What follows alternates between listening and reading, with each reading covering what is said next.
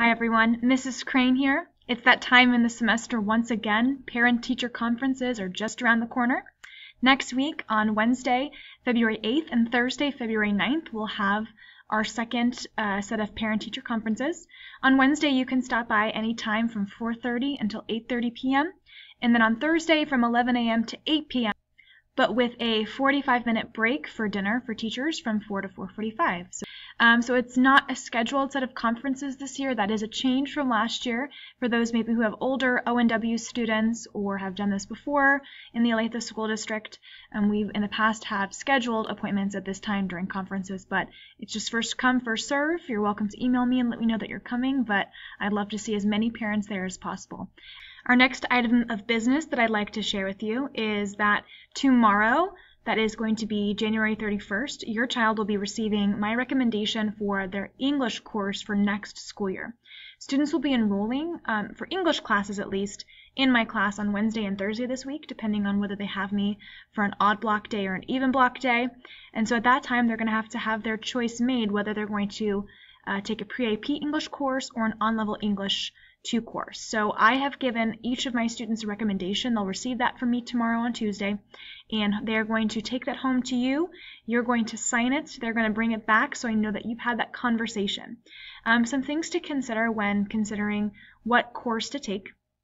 I know a lot of students have the misconception that unless they have an A in pre-AP English, they should not continue taking pre-AP. And that is definitely not true. There are a lot of things that I take into consideration when I recommend students for pre-AP or on-level courses. And that's not only going to be their grade in my class, but their MAP scores, their writing ability, and also their overall disposition.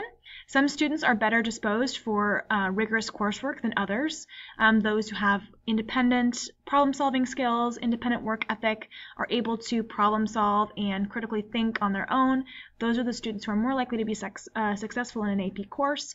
But there are also students who are incredibly bright and need to be challenged that maybe just need to work on those skills a little bit more. So I may have also recommended those students for pre-AP. When you have questions about this, please email me or call me.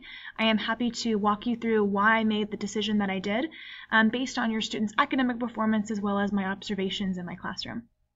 So you should be looking for a form at home. It's green. It looks like this. And your child will be bringing that home for you to sign and bring back the next class that they have me either Wednesday or Thursday this week. So make sure that's being taken care of. Again, have that conversation with your child. What is the best choice for them? And give me a call or send me an email if you need some help making that decision. Item of business is I'd like to talk to you about how our quarter is going to continue on this year. We have really just begun reading Romeo and Juliet, that famous play by William Shakespeare. And the ultimate question I want students to answer with this project that they're about to embark on is, how is this play relevant today? And so in their designated groups, students have chosen a theme topic. Perhaps it's irrational hatred or justice and revenge or blind loyalty. These students will be using that topic to focus their analysis and their understanding of Romeo and Juliet.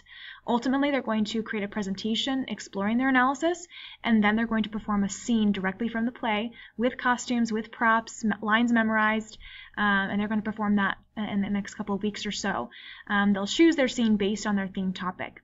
And so what I need from you parents is, first and foremost, costume and prop donations. If you have extra Renaissance dresses, cotton pants, billowy shirts, shoes, plastic swords, anything that you might think would fit in a Shakespeare play, please feel free to drop off in the front office at Olathe Northwest. Just let me know that you're coming ahead of time so I can make sure Miss Evers and our receptionist in the front knows you're coming. But any donations you allow for, not only for us to use this year, but for me to keep for future students, I would so greatly appreciate that. Maybe you're a seamstress or maybe you just have extra stuff laying around. Either way, I'll take anything you have. In addition, I would also love to have parents come and watch these performances. The kids are working really hard. They've already started brainstorming and coming up with ideas, and they're really excited about this, also a little bit nervous. But I think it would be so authentic and wonderful for parents to come in and see their children perform on Wednesday, March 1st and Thursday, March 2nd, depends on what class your student has me for. If they have me on an even hour day, like second or fourth hour, they'll be presenting on the Thursday. And then if they have me on an odd hour day, like 1 3 or 7, then they will be performing on the Wednesday. So just talk with your child, and please let me know if you're planning on coming. I'd love to see you in attendance at our production of Romeo and Juliet. Thank you again for watching this video. I hope to see you at parent-teacher conferences next week, and please send me an email or give me a call for any questions or concerns you have. Thanks and have a great week.